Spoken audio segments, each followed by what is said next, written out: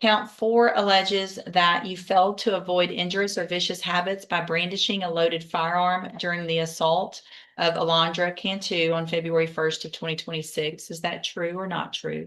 Good morning, sir. You're Dr. Blewett? Yes, ma'am. Morning, Mr. Kelly. Morning.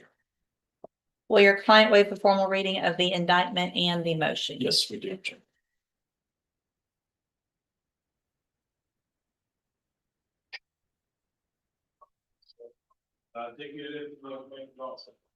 And I wonder if,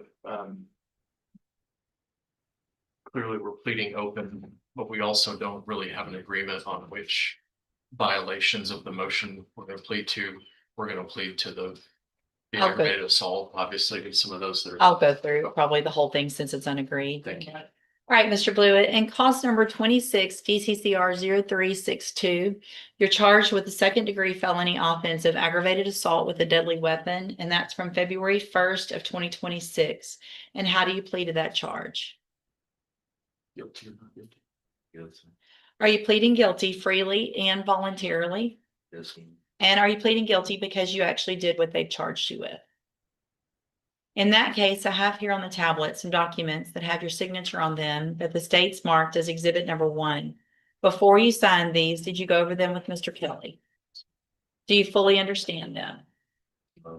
And it looks like there is no agreement, and so you have not waived your right to appeal, but you're leaving your punishment up to me. Is that your understanding? Yes. I want to make sure you understand you have an absolute right to have a jury come in and decide 2 things. The first would be to decide if you're guilty or not. And then if they find you guilty, you could leave your punishment up to that jury. If we go forward this way, you're waiving that right. And is that what you want to do? Also, do you understand if you're not a U.S. citizen that a plea of guilty or no contest may result in your deportation, exclusion from admission to the country, or denial of naturalization under federal law? Yes. State tenders number 1. No objection to number 1, Judge. It's admitted. Is there any evidence that Mr. Blewett's not competent? Not at all, Judge. All right, then, and Mr. Blewett, in cause number 260362, find that you entered your plea of guilty freely and voluntarily. Find that you're mentally competent and you understand the nature and the consequences of your plea. Find sufficient evidence to find you guilty. However, I'm going to reset your case for sentencing so that the probation department can do a pre-sentence report. That'll give me more information about you and your case, and then we'll come back later for sentencing. And then in cause number 22-41150,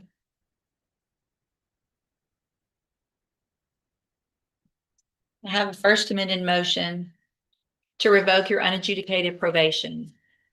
This shows that you were placed on probation September 13th of 2023 for the offense of evading arrest or detention with the use of a vehicle, and that was an 8-year deferred probation. Is that correct? This motion alleges that you violated your probation. Count 1 alleges that you committed the offense of aggravated assault with a deadly weapon on February 1st of 2026. And is that true or not true? Yes, ma'am. True or not true? Sure. Count 2 alleges that you were at a residence or at a location other than your residence at 12:32 a.m. on February 1st of 2026. And is that true or not true? Count 3 alleges that you committed the offense of harassment on February 1st of 2026. Is that true or not true? Not sure. Count 4 alleges that you failed to avoid injurious or vicious habits by brandishing a loaded firearm during the assault of Alondra Cantu on February 1st of 2026. Is that true or not true? True. Count 5 alleges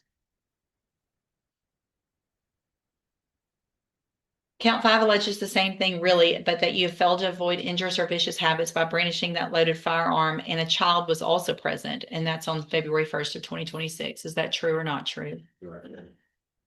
Count 6 alleges that you associated with a disreputable person, to wit, Daniel Clark, or that you were at a location where a criminal act was being committed on February 1st of 2026. Is that true or not true? Not sure.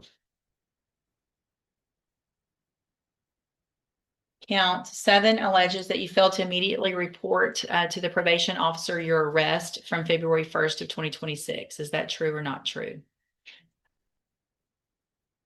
Count 8 alleges that you became intoxicated or were under the influence of an intoxicating substance February 1st of 2026 in violation of your probation order. Is that true or not true? True. Count 9 alleges that you possessed a firearm and ammunition in violation of your probation order, and that's from February 1st of 2026. Is that true or not true? And then count 10 alleges that's really the same as 8, so I'm going to skip 10. All right. Did you enter your pleas of true to counts 1, 2, 4, 5, 8, and 9 freely and voluntarily? And did you plead true to those counts because they're actually true? Yes, ma'am. I'll also have here on the tablet in that case some documents that have your signature on them, but the state's marked as exhibit number 1. Did you also go over these with Mr. Kelly before you signed them? Yes. And it looks like the same thing in this case. You guys do not have an agreement with regard to punishment. You're just leaving that up to me. Is that your understanding? And that you will have some rights to appeal depending on what happens. Do you understand that as well? Yes, ma'am. State tenders number 1. No objection, number 1, Judge. All right, it's admitted. All right, Mr. Blewett, in that case, I'm going to find that you entered your pleas of true to counts 1, 2, 4, 5, 8, and 9 freely and voluntarily.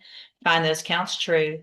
Find sufficient evidence to find you guilty and revoke your probation, but I'm going to reset this case as well for sentencing. We'll get an updated report on that one. Anything that you think is important for me to know, get that information to Mr. Kelly. He'll present it to me on your behalf when we come back. Is this something that we need a little extra time on? I believe so, Your Honor. My understanding is that Mr. Coleman is going to present some punishment evidence whenever the hearing is set, so you're Okay. going to have some extra time for that. We'll just set it at an 11 o'clock on a regular date, but at 11, so that we have a little extra time for anything like that. Okay, all right. Thank you for being here. Y'all can go back to the bailiff, or you can go back. Good morning. Are you Darius Jack? Yes, ma'am. And this is 25 DCCR 1624. Mr. Jack was previously in court, entered a plea of guilty to violating a protective order 2 or more times, and I have received the pre-sentence report. If you both had an opportunity to review that report. Yes, Your Honor. I have Any additions or corrections? none, Your Honor. Nothing from the state judge. All right, then, Mr. Jack, at this time, I'm going to find that you entered your plea of guilty freely and voluntarily.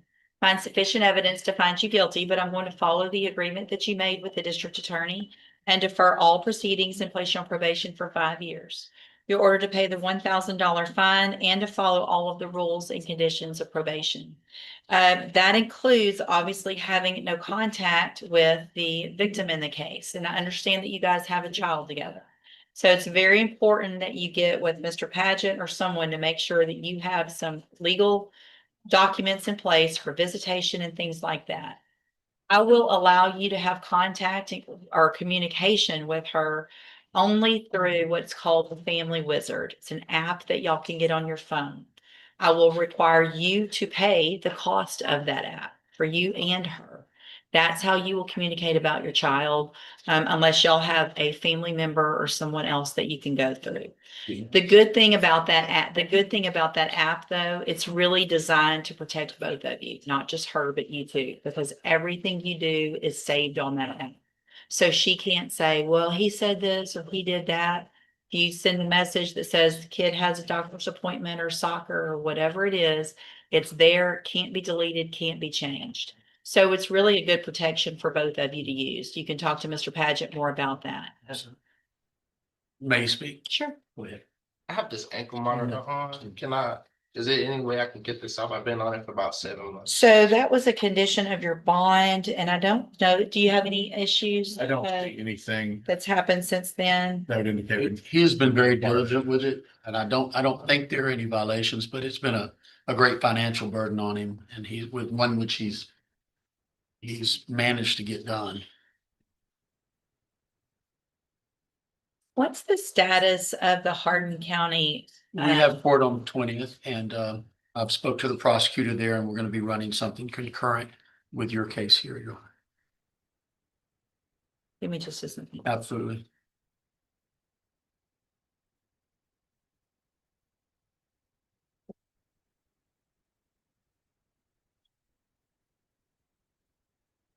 They also, there's another, it's called a Talking Parents co-parenting app. I don't care which app you use. If there's a new better one, it's been a long time since I've used Family Wizard, but it will be through an online application, some type of app on your phone that y'all have communication about your child. You'll also be required to follow any and all rules out of if you get a probation in Hardin County with regard to contacting communication. Do you understand?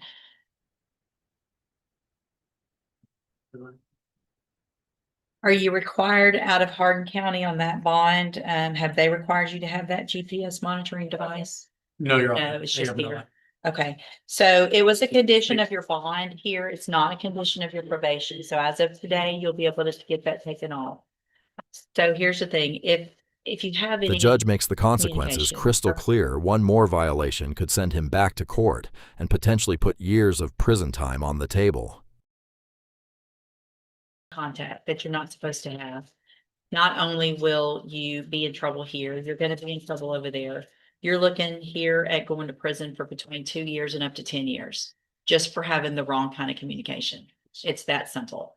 So she cannot give you permission to violate this order. So she may say, you know what, it's been a while, everything's fine, let's meet, let's do whatever, let's talk. You can't do it. Only I can give you permission to have any other communication other than about your child, other than through an app. Yes. Makes sense? If you do everything you're supposed to, get past the situation, and successfully complete your probation, this is an excellent opportunity because you do not have a felony conviction on your record. And at the end of the probation, the case will actually be dismissed. You'll never have a felony conviction. But the other side of that is if you violate any condition, you'll be back in here again and looking at going to prison for 2 to 10 years. Do you understand? Yes. I'm handing you the trial court certification that shows this was an agreement that I followed, and so you've waived any right to appeal. If you'll just have a seat here in the courtroom, probation will call you up to her desk when she's ready to go over your paperwork. All right, good luck to you, sir. Thank you. Mr. Thank you, Your Barron. Honor. Thank you. Good, how are you? Are you Jameson Thomas? Yeah.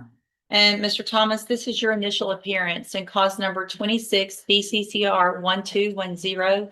You're charged with the second-degree felony offense of aggravated assault with a deadly weapon from May 4th of 2026. And since you've made bond in your case, have you had an opportunity to try to hire a lawyer? Not, thanks, no, Speak up, I'm sorry. not right off the bat, no. Okay, so what I'm gonna do, Mr. Thomas, is reset your case for about 30 days to give you some time to try to hire someone. If you get someone hired before that next court date, make sure you bring the reset notice that you get today to that lawyer and they'll tell you what to do. If you're unable to hire someone before the next court date, then I'm ordering you to visit with at least 3 lawyers. They all charge different amounts. They have different payment plans. Bring me back the names of the lawyers you've talked to so that I know you're trying and we'll discuss your options. If you don't do that, then when you come back, you run the risk of me raising your bond for not following the court order and you would go back to jail. Do you understand? Yes, no. And obviously, I'm looking at your indictment. You've got quite a bit of criminal history. It looks somewhat older, but also what that means is that this case could be enhanced. It's very important that you get a lawyer. All right, step in front of the clerk. Good morning. Are you Damian Hurd? Yes, ma'am. And Mr. Hurd, were you able to get a lawyer? What were you arrested for this weekend? Unlawfully carrying a pistol. Okay, But you know, I'm kind of confused. 'Cause I went to the feds for that too. So I don't know what's going on, you went to the feds for what? but what they arresting me for, over the weekend. So was there a warrant? Or was it a new, They something they said- just, They said they indicted. oh, you did? Yes, ma'am. Let me look. 13 seconds. Got it. Sorry, I didn't see. No, it's Give me just a second. Let me find out. Good. Yes, sir. I think I could probably explain. Legal issue we discussed in a different case in this court about a month or so ago. About the new federals on firearms. What I've seen is several where they've dismissed the Fed case and filed state cases. So maybe one of those. So it looks like the offense date was from May 11th of 25. Yes, ma'am. I got indicted by the feds in November.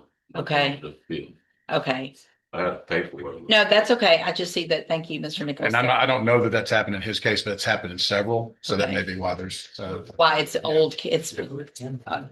So it's not like something just happened. They just came and found you and arrested you on that warrant. I did 7 months, you know. Well, whatever happened in the federal system, I have no say so over. Now you have a state case. And technically you can have both, which is kind of weird. I understand. But if they're not going to go